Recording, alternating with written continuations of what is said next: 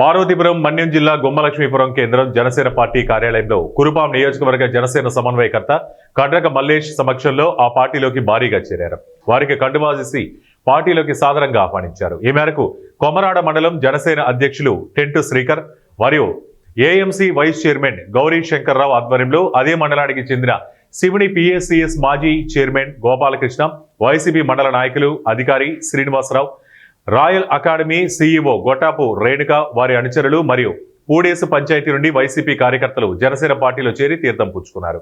సందర్భంగా వారు మాట్లాడుతూ జనసేన అధినేత ఉప ముఖ్యమంత్రి పవన్ కళ్యాణ్ ఆశయాలు, పరిపాలనా విధానానికి ఆకర్షితులై పార్టీలో చేరినట్టు వారు వెల్లడించారు. ఈ కార్యక్రమంలో జనసేన నాయకులు అనిల్, క్రాంతికుమార్ తదితరులు పాల్గొన్నారు.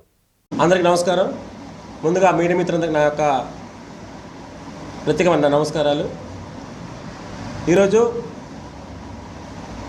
మన ఆంధ్రప్రదేశ్ రాష్ట్ర వ్యాప్తంగా కూటమి ప్రభుత్వం మరియు జనసేన పార్టీ అధ్యక్షులు మరియు ఉప ముఖ్యమంత్రి వర్యులు కళ్యాణ్ గారు చేస్తున్న ఆంధ్రప్రదేశ్ రాష్ట్ర అభివృద్ధి చేస్తున్న భాగంగానే ఈరోజు పవన్ కళ్యాణ్ గారి ఆదేశాలు, ఆశయాలు నచ్చి ఈరోజు చాలామంది వైసీపీ పార్టీ నుంచి కానీ సామాజిక సేవ కార్యకర్తలు కానీ అందరూ పార్టీలోకి రావడం జరుగుతుంది.